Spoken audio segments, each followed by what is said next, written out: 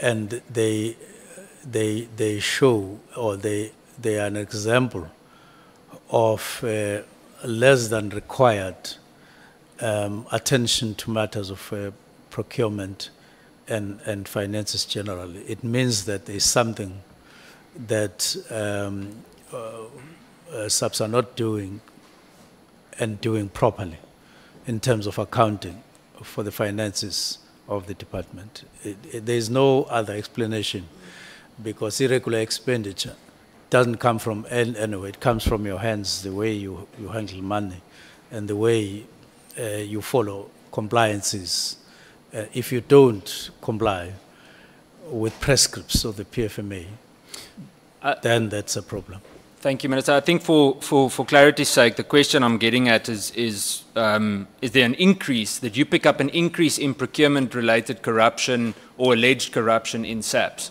Because when you look at these numbers, usually when there's this type of irregular expenditure, it points to significant corruption of some kind. And it's not the first time that this happens. So I want to ask you if, let me maybe give more context. Also in the Auditor General report, it shows almost 2.5 billion rand that was investigated with regards to irregular expenditure that has not been submitted for further action. But I want to refer to a report from the SIU from, it's probably around 2022, 2023, that was presented to you and I believe your special advisor as well, regarding SAP's PPE procurement during the COVID-19 period. Before I continue with the questions, are you aware of that report? I'm aware of the report. So Minister, the SIU investigation that was placed before you confirms that Mr. Molefi Fani, who I believe is currently, or he was Mr. Molefi Fani, at Treasury, he is now the Divisional Commissioner of Supply Chain Management in SAPS, was implicated in irregular SAPS PPE procurement during his tenure as the Chief Procurement Officer at National Treasury. You've been in office now for quite a few months. Obviously, we exclude the last month or two, and you're aware of these findings. What did you do to take steps in terms of Lieutenant General Fani being implicated in this significant corruption? First, your first question that that deals with issues of irregularities and so on, whether it is a trend.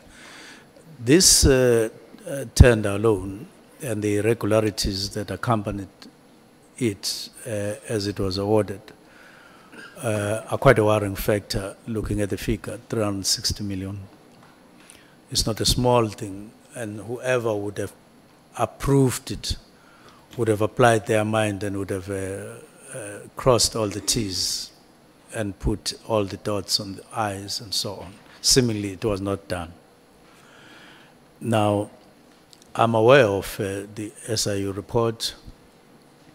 I'm aware of its pointers. It's a matter that the accounting officer is aware of. Now, it's a matter I think we had a discussion on, if I'm not mistaken, to say what do we do with these matters. It points to two people. One is on suspension for a very, very extended period of around 2 years or something like that, and then general fund. Let me just say that I don't think that the accounting officer has taken appropriate action, which would be either review the SIU report, either him or General Fund. Maybe it has happened now, I don't know, but I'm not aware of it having been taken. And it constitutes quite a a problem that the SIU would have a report and then there would be nothing. But I can't recall whether we had a discussion with the National Commissioner, but it's likely that I did raise the matter with him. Minister, and I say this respectfully, but I want to understand what action was taken from your office.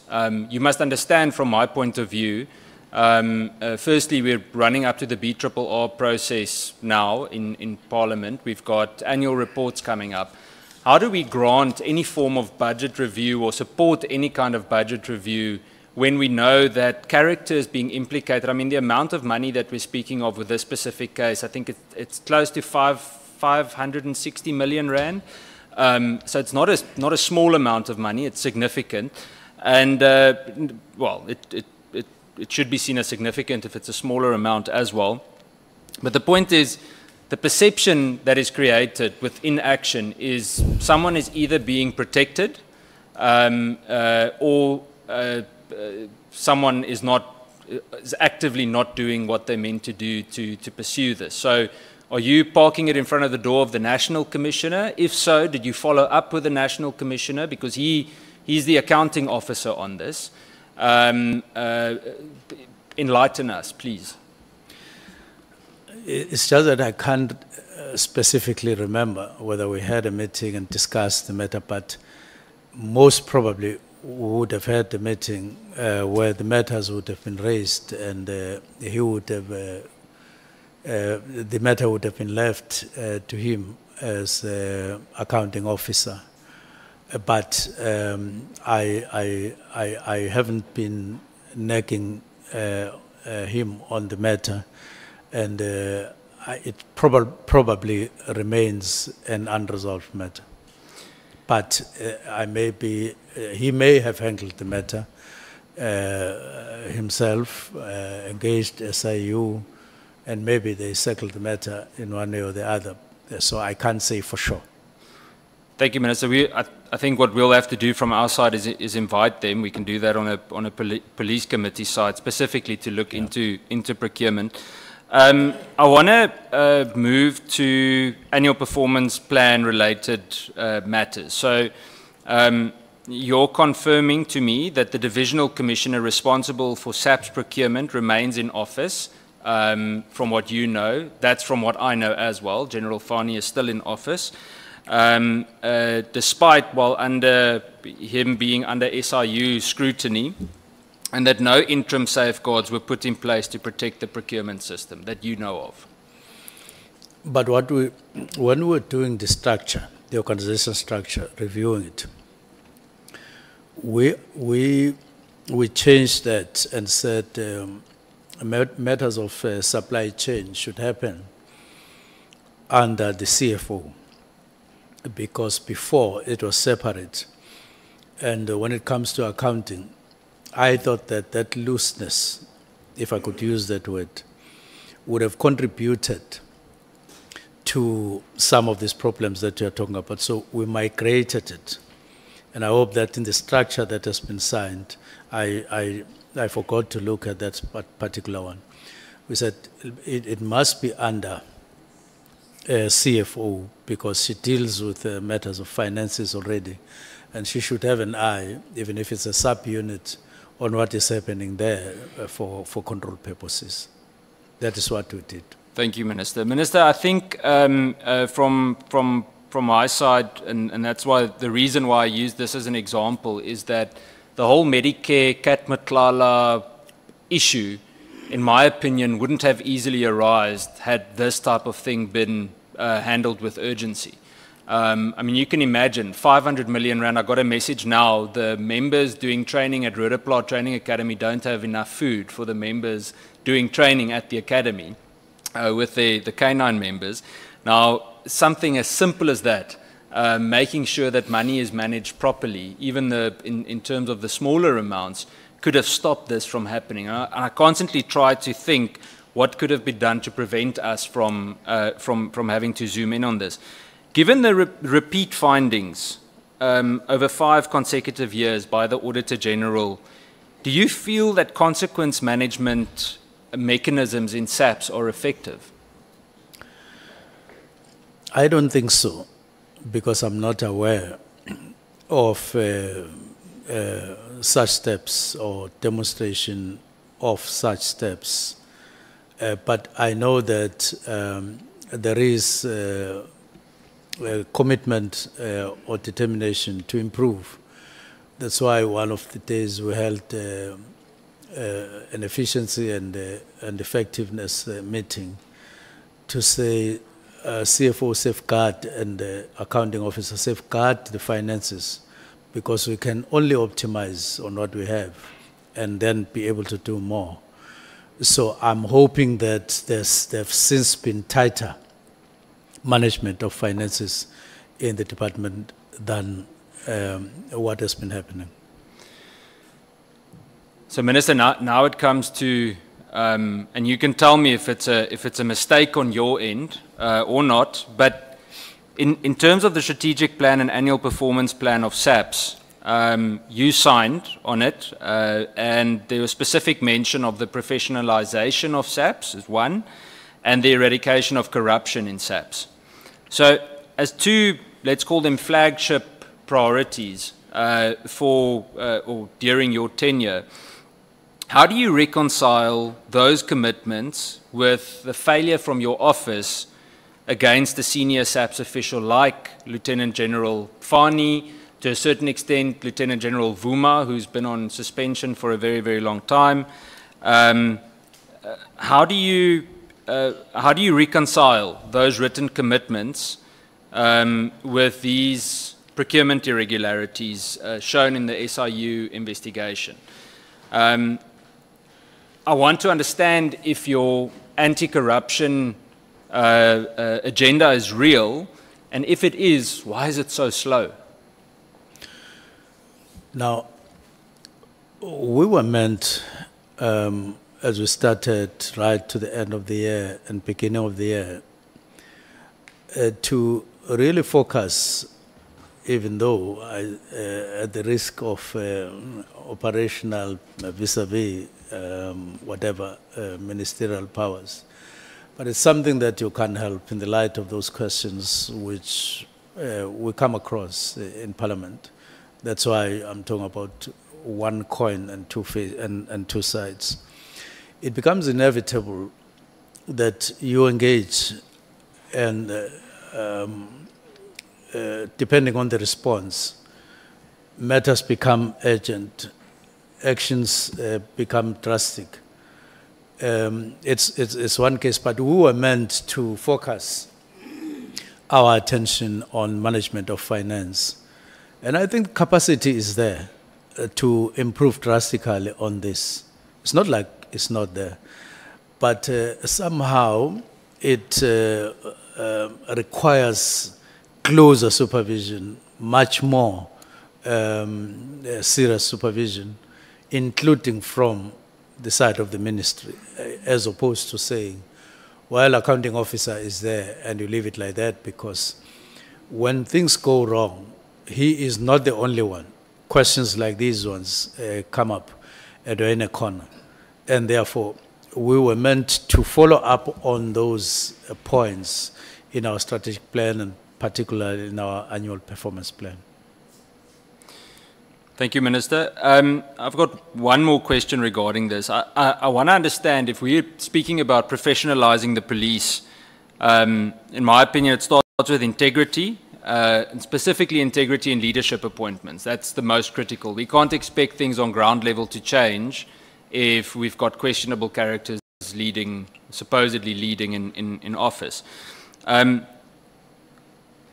would like to understand what message, according to you, does it send to close to 180,000 SAPS members, including administration, obviously, if a senior official, actually in this case several senior officials, are linked to procurement fraud and they remain in charge of those divisions? What message does that send in terms of accountability?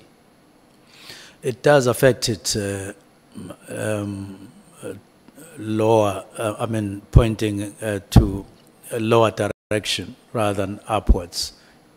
In other words, it doesn't inspire, it doesn't demonstrate that you are serious about these matters. And for that to be in place, you need to be one. You need to believe in one thing, all of you, ministry and top management of SAPS, that there needs to be changes and they need to be taken seriously. And that is what, rather than going on and on, taking things for granted, especially with the fortunes of, on the financial side, decreasing as it's happening, and we're more and more getting to be found wanting in terms of the quality of service, in some cases services itself. Like, you are quoting one example. It doesn't look good that there would be such and so on, but don't forget that I'm on leave. I don't want to get on matters when the acting minister is there, but generally speaking, that's not inspiring. Fair, thank you, Minister. Minister, in terms of this whole procurement issue, I think that something that is frustrating to us is that we've really come to a point where we constantly hear the answer. We've actually heard this. General Sabia also pointed to that. The impression is created that we're okay with the current management structure. There are just minor oversight things that need to. Let me make it clearer. We're okay with the individuals in senior management positions, and that there are, minor oversight functions that need to be improved. But I want to hear from you. Do you think it's time for the changing of the guard? Is it necessary for the South African Police Service, let's say the top 10, to be audited and possibly replaced? Well, I wouldn't necessarily put it exactly the way you put it, but I spoke earlier on about the need to overhaul certain aspects and sections of SAPS. There is a need just to refresh the organization.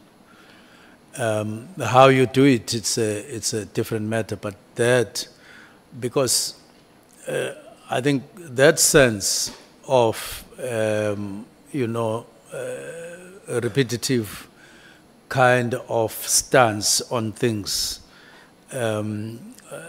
is now at odds with what is expected either in Parliament or elsewhere, and therefore there is a need for some kind of action, whether it is in that form or in another form. But it's difficult, it's going to be more and more difficult to leave just things as they are and go on just like that.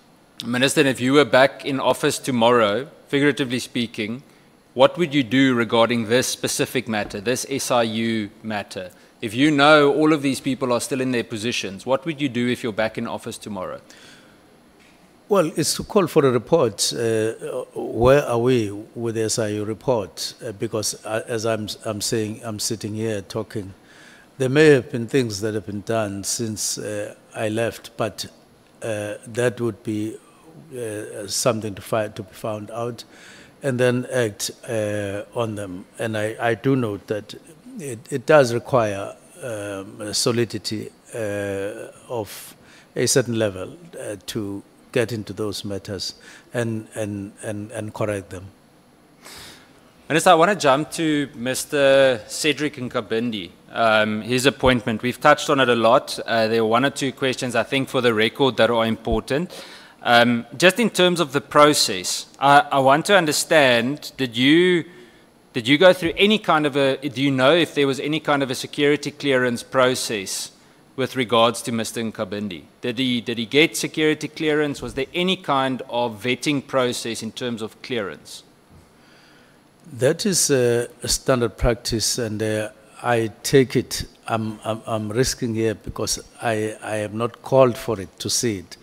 But that's a standard practice that there should be vetting. It's one of the standard practices. But you're not sure? in the sense that I don't remember asking for it to see it, but this is not managed within the employment of these people is not of the staff in the ministry, is not necessarily managed within the ministry. It's managed by particular people in SAPS, and they are the ones who ensure compliance. I would need to talk to them to find out whether there is 100% compliance, but I take it that there is. So, Chair, I think that's an important note for us for reporting on this, is that there is a serious gap in terms of due diligence being done, because, I mean, surely, Minister, you want to know, you could be able to trust the person sitting next to you. And I don't want to cast an aspersion on Mr. Nkabindi, yes, but his name pops up everywhere. So surely some kind of due diligence had to have been followed. In terms of his suitability to manage confidential policing and even intelligence information, did you have any indication outside of that security clearance that he was suitable to handle that he was trustworthy to handle that type of information? Yes, in the sense that, well, even without necessarily doing any specific check, but before he came to work with us as Chief of Staff, he was working at forensics in a bank. I would imagine that he wouldn't have worked there without being checked and being certified in terms of suitability to deal with confidential matters. And before that, he was at IPID. Now, normally, you would take that experience and passage of time and him as a sign that there would have been confidence when he worked there in those matters, because these are sensitive areas of work. Minister, respectfully, banks don't answer very positively in that sense anymore. I believe recently in Cape Town there were 2 cases of arms dealers that were found with large amounts of firearms in containers, and they were both employees, quite senior employees, I might add, of very well-renowned commercial banks. So my question comes back to that due diligence. I want to understand if he did not have security clearance, or if you're unsure about it, why was he granted access to such sensitive material? Well, I don't say he doesn't have security clearance. I'm just saying that I didn't ask for it. I don't remember asking for it. But we've been discussing clearances of other people, and I take it that he has. And I take it that he has what it takes to be Chief of Staff and to handle. I haven't heard anything coming out negative about him up until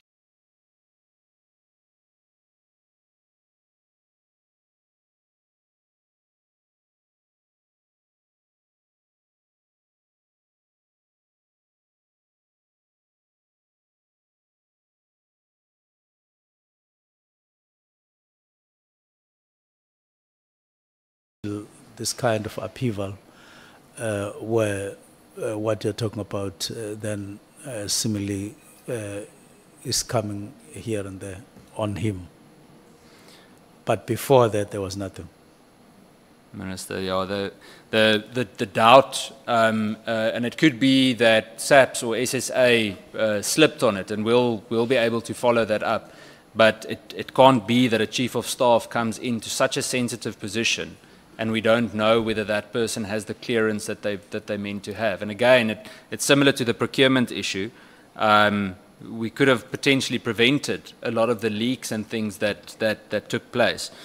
Apart from a little bit of work experience at IPID, what skills specifically of Mr. Nkabindi stood out to you or convinced you that he should be capable of being in such a senior position in the ministry? In terms of, I'd say, more complex policing issues and even intelligence matters, because he would obviously have been exposed to that. He's really put into a position where he's in the belly of all the action. So, what specific experience apart from IPID stood out to you? Yeah, firstly, I wouldn't want us to create an impression that the leaks that you are talking about or referring to are from his part. We just park it like that without suggesting such. But to be specific on your question, I did talk about my experience of him at IPID, when he was at IPID, in terms of investigating the complaint that I had laid with IPID. What specifically impressed me was the detail in terms of how he went about doing this job and bring it to finality. I was quite impressed, and it was the first time I had met him, and I felt that there was integrity throughout the process when it was done, and I was far from looking at ever working with him at that time because I was at home. And therefore that is what I picked up at that time. Has he ever issued any instructions or correspondence or directives to SAPS or IPID officials on your behalf?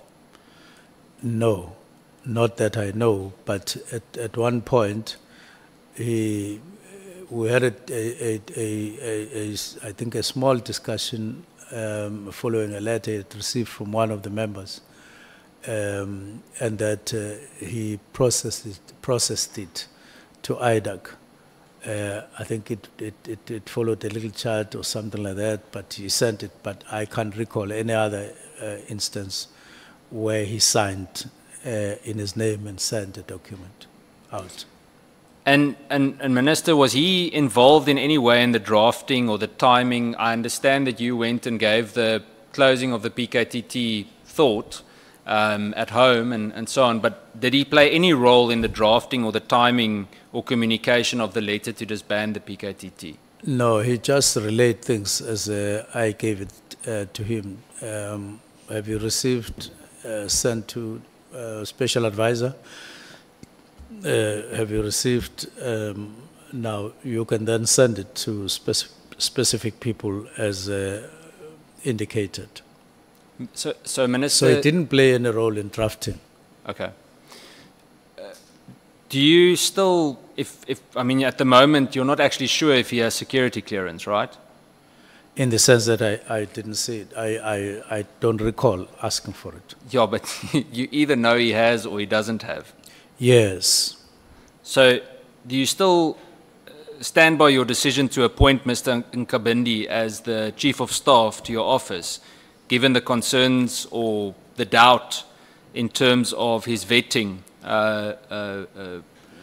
background? It's exactly what I'm trying to avoid, because I can't, on the basis of something that I'm not sure to answer you specifically, and then I answer as if I am sure about your earlier question. And so I would want not to answer that particular question, but if I were to confirm and see his security clearance, that would be in the right direction to make me answer that question with confidence. But other aspects like qualifications and so on, and like stability in terms of being present at work all the time and following instructions, and not lapsing for a day or something like that. Of course, there's room for improvement, but he has stability as far as that's concerned, managing staff and so on. But to be specific on your answer, I would need to get that document. Minister, so we can actually remove his name from it. To me, the fact that there's any doubt regarding this key person, the fact that you don't know and that you're not sure is a cause for serious concern because it means that there's a breach in terms of vetting and security of your office. It means that the potential leaks, and I'm not, again, remove his name from it. The point is that there could have been several other people that also didn't have clearance.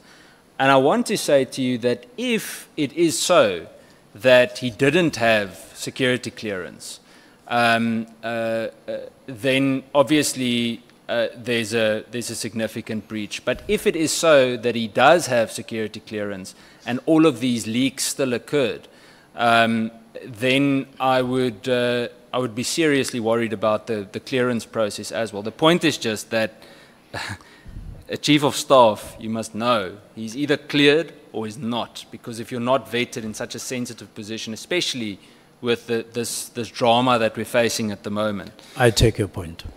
Thank you, Minister. Minister, I've got 4 or 5 last questions, but they're yes or no question. I see the Chief Whip here from the corner of my eyes watching me, glaring at me. I can hear him whispering in Zulu to me. But I've got brief yes or no questions. The first one,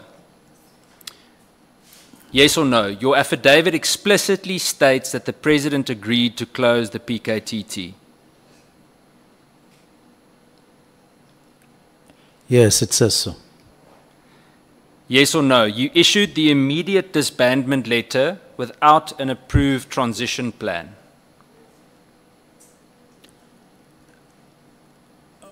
Well,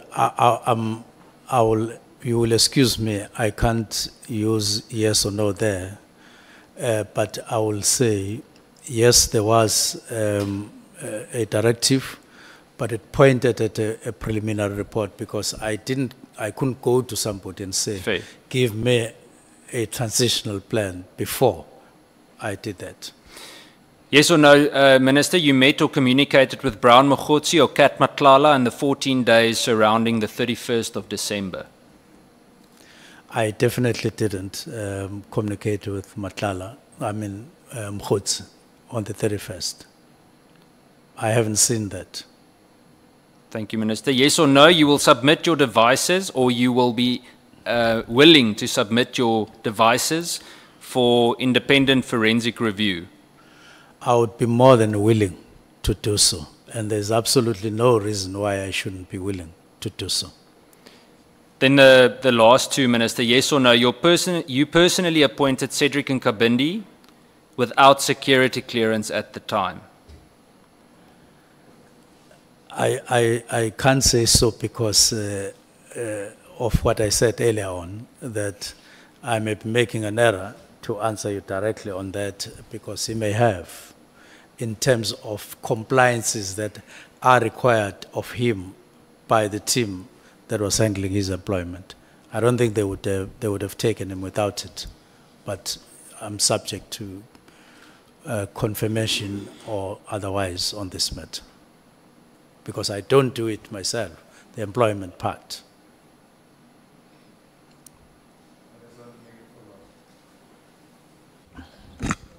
Let's check with Honorable Cameron, because he was concluding. Yeah, just on the question before of handing over the gadgets to whatever independent, you are willing to hand over the gadgets even to the police who were turned away at the gate if they've got the necessary requirements? Yes, my yes applies to them, exactly. Okay. Sure. Minister, then my last question, and this is more a matter of opinion, it's not a yes or no question, and Chair, this is my last question, is do you think this whole drama, I keep calling it the drama, but is it a factional fight of sorts inside the South African Police Service, or is it really about drug cartels? Or is it both? I would like to hear from you, and by this I'm not discrediting any theory at the moment. I don't want to, because there's still too much that we need to hear. And I also think a perception is created that a lot of this happened in the last 6 months, but if you listen to everyone that has spoken so far, things date back as far as when Minister Uqede was the National Commissioner, or we hear the names of Ria Piecha or Minister Nathi Mthethwa, former Minister Nathi Mthethwa. So I want to understand from you, in your just your opinion, what do you think is going on? What's the reason for all of this? I would say it's a combination of factors. One, less than required coherence, unity and coherence on the side of police executive management or top management. Two, it would also include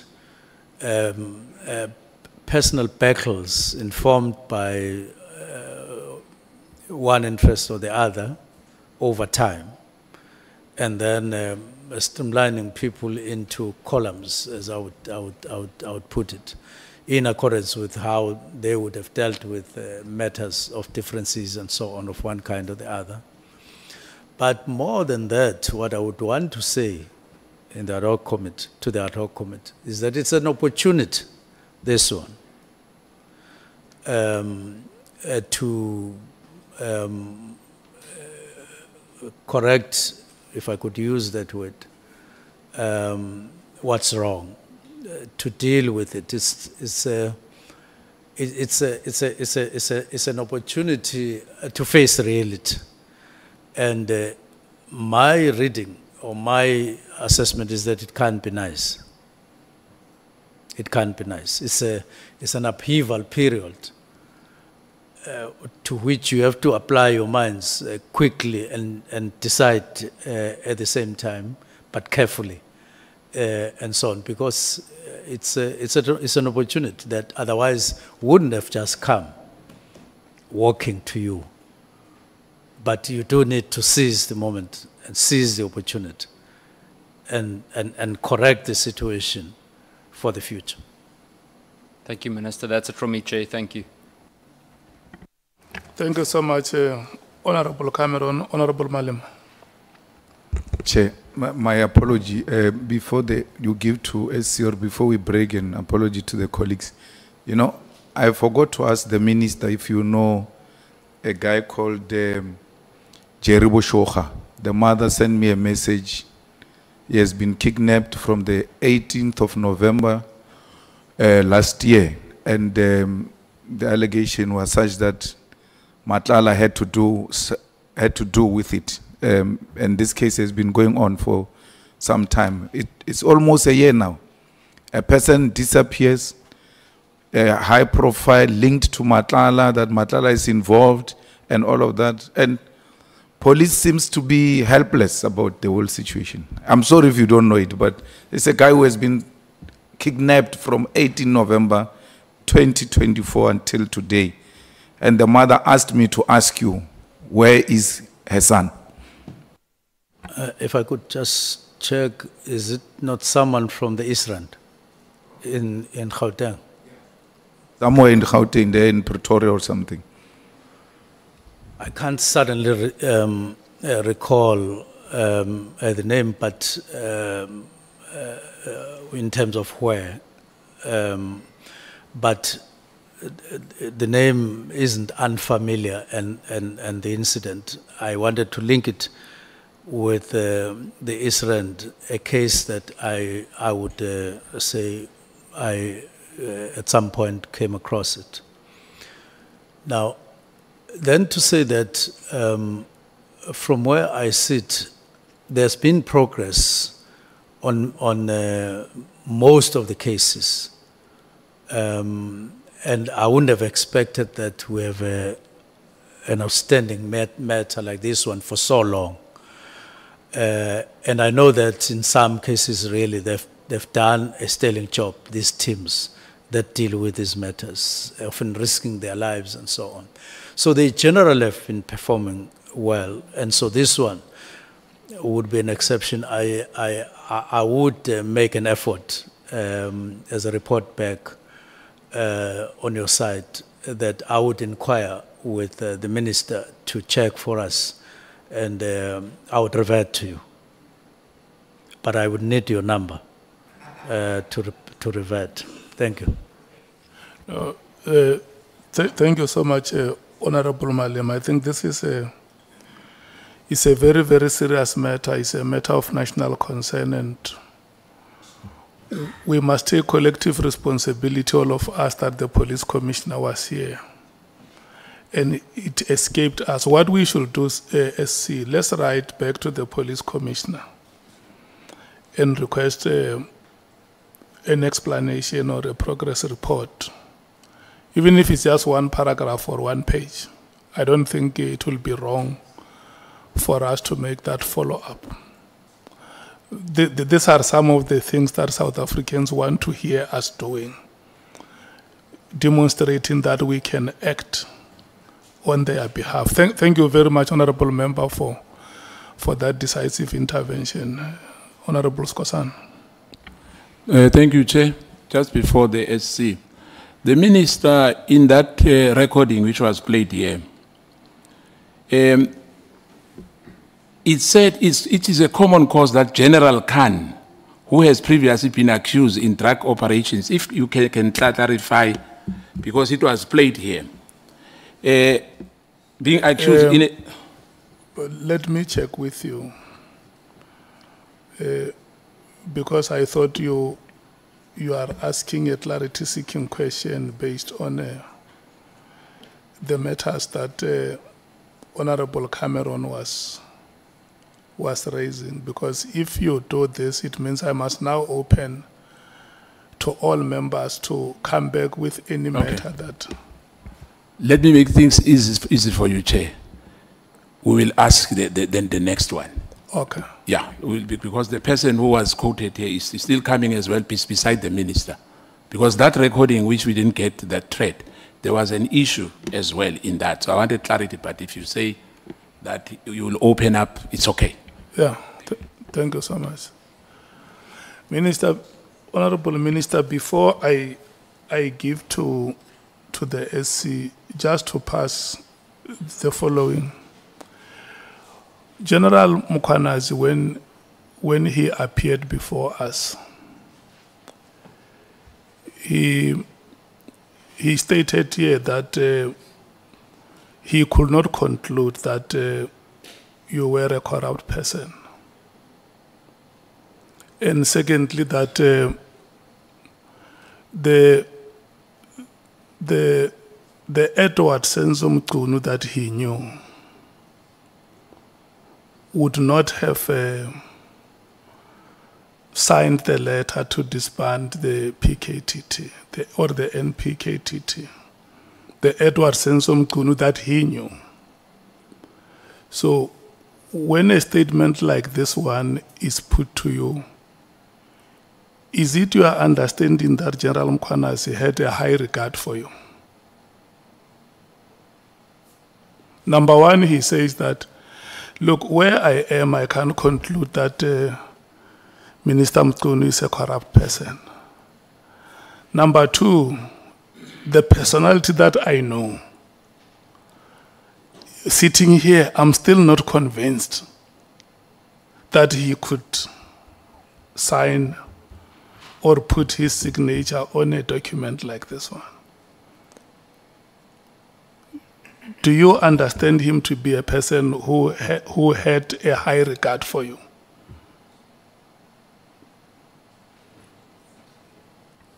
Well, Chair, it's quite a difficult question to be fair, to say, I know so-and-so, he has a high regard for me. So-and-so has a high regard or lower regard. Normally, we don't accord such accolades to ourselves. But to the extent that you're asking me a question, I have no reason to believe or to think that General Mkhwanazi would have, especially with the second one, he would have meant that he has less regard or even undermining me for signing the letter or for having written and signed the letter. So I would want to respond like that for now. Let me check you as a public representative. And you have deposed it here that the intervention was publicly announced that there are political killings in this province who are going to do something about it. And the Honorable Cameron has asked you about a transition plan to say, when that decision was taken and communicated, has there been an effort as a public representative to go back to those communities that have been affected to say to them, look, we have decided the way we did, and this is how we are going to deal with all those matters going forward? Has there been any initiative like that one? Not as yet, Chair. Not as yet. The last question, Honorable Minister, would be 2 months, and I'm taking from what you have said, 2 months after the decision has been taken, a briefing with the President happened. Am I correct? It might have been 2 months or less, because I remember you said something like February or March. Yes. Yeah. Had the President disagreed, because the record we have is that the President has agreed. Had the President disagreed, were you going to reverse the decision? Definitely. Thank you so much. Thank you so much for your answers, Senior Counsel. Thank you, Honorable Chair, Honorable Members. Chair, just one, I'm sorry, Senior Counsel. Would there be a small opportunity for just 2 recommendations? Yeah. Just 2. Sorry, Senior Counsel. The first recommendation that I would want to make, I would transmit it, but I will just take a short version thereof because it's longer. I'm requesting or recommending that the Auditor General be approached and appointed to conduct a full and independent audit of the National Political Task Team's financial matters. There are some detail that's the first one. The second one is that we as a country, that it be recommended, I know that we're going to go to processes, that instead of having what we have now currently, your SIU, your IDAC, DPCI and other agencies, we consider recommending strongly that a transparent and accountable, no, not this one, that a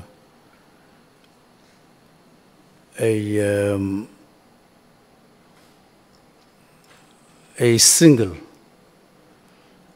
independent anti-corruption agency be seriously considered, because standing as we are, all of us in the security cluster know and acknowledge that we are very weak in the light of the kind of criminality and including corruption and complexities that we're facing, that these matters be considered urgently. Thank you very much, but I will transmit the whole thing. No, thank you so much, Honorable Minister. Senior Counsel. Thank you, Honorable Chair, Honorable Members, Honorable Minister.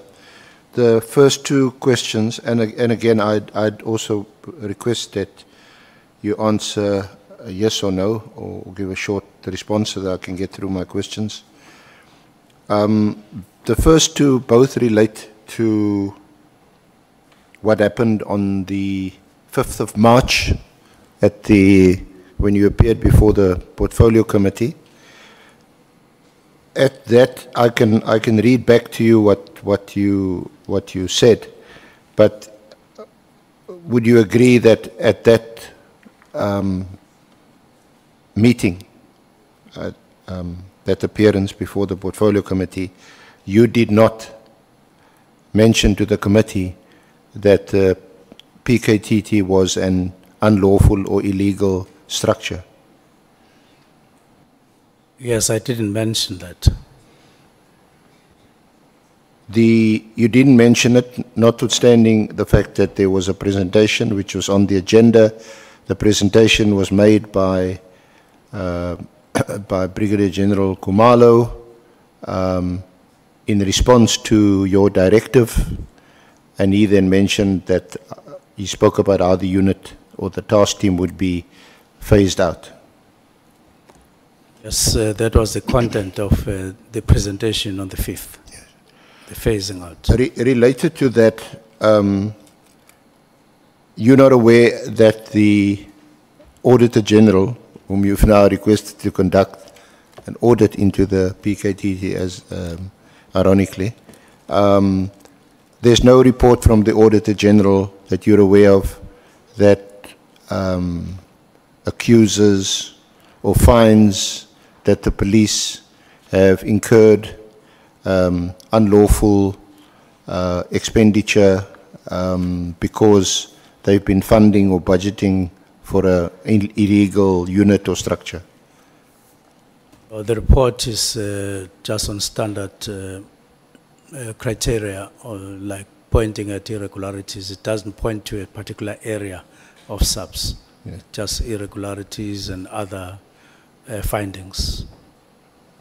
In other words, the Auditor General has proceeded on the basis that the PFMA and other procurement policies and prescripts have been complied with.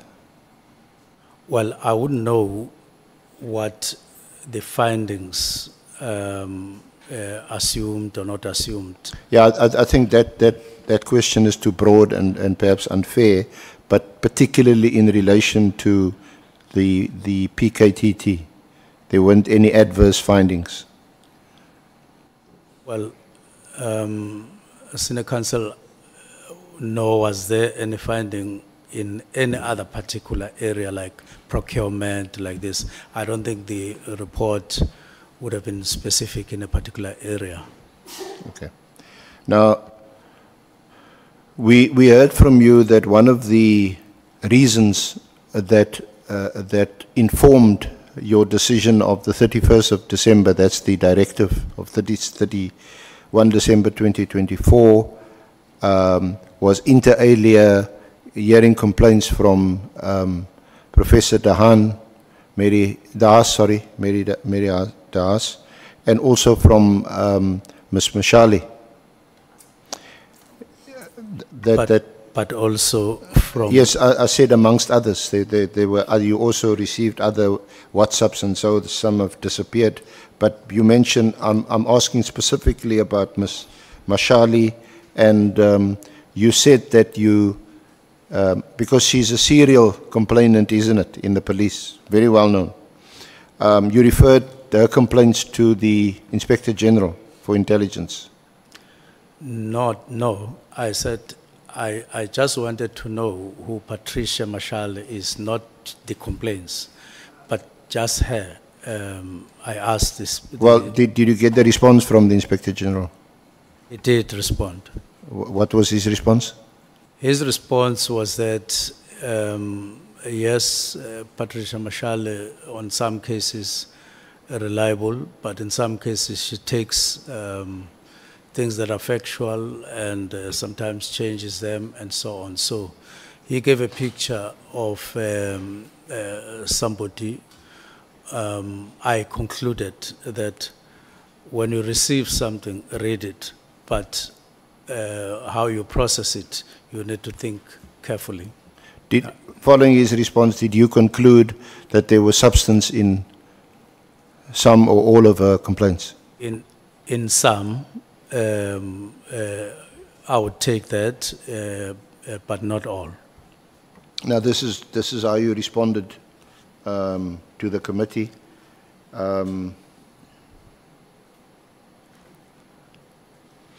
But I must state this, that one of the people who is quite frequent in making allegations on social media regarding police, I took the initiative of referring back to the Inspector General to say, Inspector General, I frequently receive allegations from this person concerning SAPS, concerning leadership of SAPS at management level, including the National Commissioner. Do you recall saying that? And some of them appear quite serious when you read them and so on, but you lack verification or validity thereof, and you can't make up your mind when you are not sure of the validity. So the Inspector General, I wrote him a letter, and after some time he did respond on what you submitted. These are very, very doubtful, and it was quite a bulk of allegations that I received up to them. About 75%, if not 80%, that they are proven to be untrue. And then the remainder could be or could not be subject to investigations and so on. So all I'm putting to you onto the table is that this was a response, there was a response. It appears to be the case from your answer and what you got back from the Inspector General, that this is a person who makes mostly 75%, 80% unproven allegations against people in SAPS. That's what the Inspector General would have said. Well, the point is, she, Ms. Mashali, and the House, with amongst two of the people whose complaints you relied on to inform your decision to issue the directive. No, I think that's where I've been insisting that there's an error there, and I don't know why. I said there are people, some of them officers who had served in the National Political Killings Task Team, some of them are still there.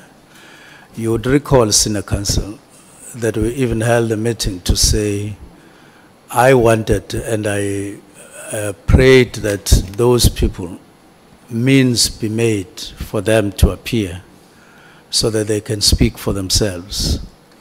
And I said there's a high risk and therefore it would mean a detailed plan or meeting conditions. So I would want to really avoid just highlighting those two. I even said just because they are able to write and so on, then we take them alone. Yeah, let's not do that. Sorry to interrupt you. Yes. I've got limited time. The point is that you mentioned her as one of the persons that influenced and that informed your decision, and in fact, you attached to your affidavit a number of her complaints. It's attached to your affidavit, so you clearly must have taken them seriously. Why would you attach the social posts of a person whom the Inspector General already said, at the very least, you know, be wary, be careful, because 75, 80% of this stuff is not true? It was just for information, not to use it to weigh what I considered. It was not. It was just to be available. And I spoke at length about these people that I spoke about. But I also, as you remember, Senior Counsel, the issues of budget, of structure. So I wouldn't want Mary DeHaas and Patricia Mashale to be the only reasons for the directives, because that's not the case. Then, just in relation to the appointment procedure of Nkabinde, he would have been, well, you were the Minister of Public Service and Administration, so you should be well aware of these procedures. But the appointment would be in terms of Section 9, which relates to executive appointments, and read together with the regulations 65 and 66. And the point about that is that when it comes to executive appointments, chief of staff, they have to be advertised openly or publicly. But there is some procedure. You appoint the panel, the executive authority appoints the panel and makes the decision, and a contract is then concluded, but not for longer than 3 years. That's what the regulations say. But the point is, a chief of staff would be the ultimate person in your office that you must trust, isn't it? Yes. So there's still a gap for me in your disclosure about whether you knew Nkabinde, whom you met 2017 when he came to your place with McBride. We also know that by the way, that Nkabinde brought Lieutenant General Mkhwanazi to your house when you were the Minister of Water and Sanitation, brought him to your house. So he's a bit more of a comrade, is it? He's an associate? No, firstly, I wouldn't put it the way you're putting it, that he I'm asking? That he brought General Mkhwanazi, because that has a different connotation. I think I said, I take it that they had a discussion on their own. They agreed that they would come and would have a chat. So it was mutual consensus among the two of them. It would have been. By the time they spoke to me, I took it for granted that they would have spoken. They know better what happened before they came. And so what was the question, Senior Counsel, on that? Sorry, Minister? I'm trying to follow up on what were you wanting me to answer. I was just straightening correcting the other impression. I was saying that for me, I'm not sure whether that concern is shared by the Honourable Committee and the Chair, but there seems to be a gap, given that the person, we agreed at least on this, the Chief of Staff must be the one person in your office that you must trust. Yes. Honourable Cameron has already raised the issue of whether he had security clearance or not, that issue is open. So I was just inquiring about, having met him only in 2017, and between 2017 and your appointment as Minister of Police, you occupied two other portfolios, isn't it? Public Yes. Service Administration, Yes. and then Water and Sanitation. And Mr. Nkabinde was somehow still around. And then you appoint him in 2024. I did say that we kept contact, but we're not working together. And that contact was not necessarily frequent, but we kept talking about this and that. So it's not like it was 2017 and then appointment as Chief of Staff. It didn't happen that way. Okay. Just on the Matlala affidavit, I did and see... maybe just, sorry, Senior Counsel, may I request that his appointment, there is a person, or there are people who are responsible for this in SAPS independently, to say what exactly and how, so that you get and independent and comprehensive. It's something that can take less than an hour. So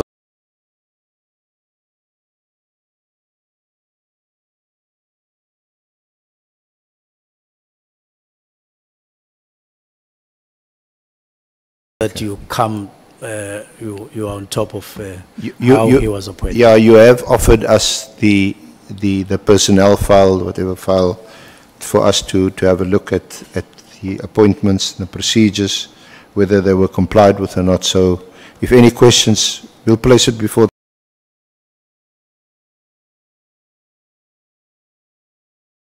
the committee, and if there's any questions, we'll put it to you in writing for your response. On Matlala affidavit, we did, I think it's the email that was read out yesterday. I had also seen it this morning. It seems to have been unsolicited and came from Matlala's lawyers, offering this affidavit to you. And it appears that it's not your lawyers that had solicited the affidavit and had gone to CMAX to obtain or to procure the affidavit. The IMC, we understand, and this will be confirmed tomorrow by General Kele. He wants to still be called General. He says that the current Minister of Justice and Constitutional Development, I'm not sure whether you'll know as a minister appointed by the President, whether it's in a presidential minute or some kind of document, but her functions as a minister still includes serving on the IMC for the political killing stars team. So a question is, I think that's also been asked by other honorable members, is you said that the IMC has also been disbanded or perhaps also disestablished.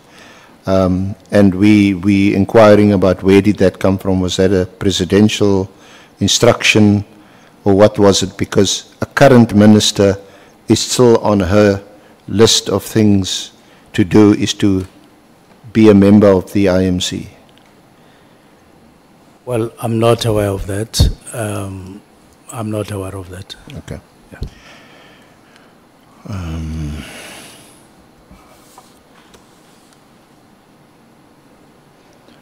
Oh yes.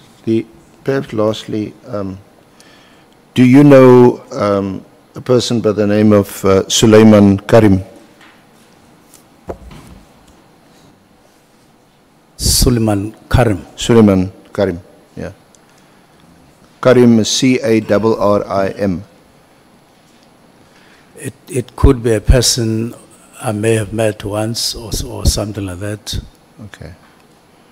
Again, Minister, it crops up in a string of emails that goes in between Matlala and Karim, and one of the one of the WhatsApp says from Karim, "Good morning, Minister." This is dated, what's the date? 6th of May, 2025. "Good morning, Minister. Just received a call from our guy, who is a service provider for our health risk management project. He's got very serious concerns. Apparently, you gave a directive to scrutinize his contract, and while they must stall as much as they can to release purchase orders until you guys come up with something that can warrant the termination of the service." Then Karim says to Matlala, this is what he sent to you. And then Karim says to Matlala, "Then he called," referring to you calling him. Any comment on that? Now, I think I remember receiving such a message, but I didn't respond to such a message. Okay. Is that it? Thank you. Thank you, Minister. Thank you, Honorable Chair and members. Chair. And thank you for your cooperation, Minister. Chair. Thank you, Senator Council. Honorable Malema. No, Minister, there is a Suluman who's a treasurer of the ANC or something in Mafeking. Would that not refer to the same? Or put differently, do you know the Suluman who's the treasurer of the ANC in Mafeking? Regional treasurer. That's why I'm saying it's somebody I may have met, but I can't say this is a person who I would know or identify when he comes here, because I may have met him not more than once. Honorable Ngola.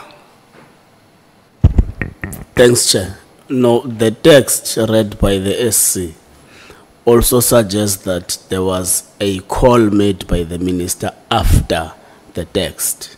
So just to confirm with him, did he call after having received the message from the guy mentioned? Thank you. I don't recall making a call to him, but I may need to look at what you are talking about. But I remember getting a message.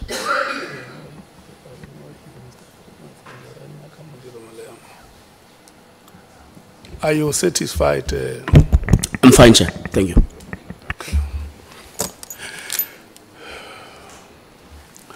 Honorable members, I want to thank you so much for your patience and your cooperation. It has taken us 2 days.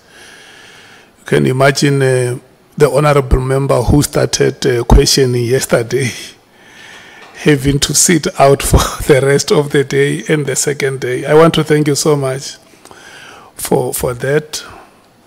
Honorable Minister, the last 2 days have been the longest of the days for you.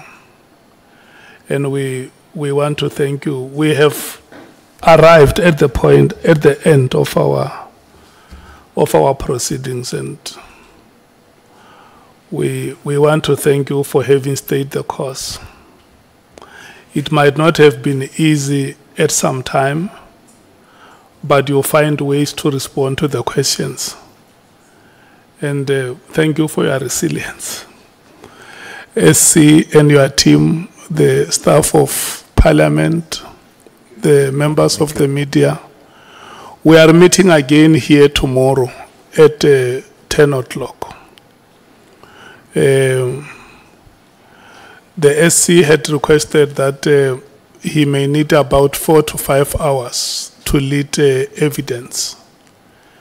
And members must come prepared immediately after we go past that phase.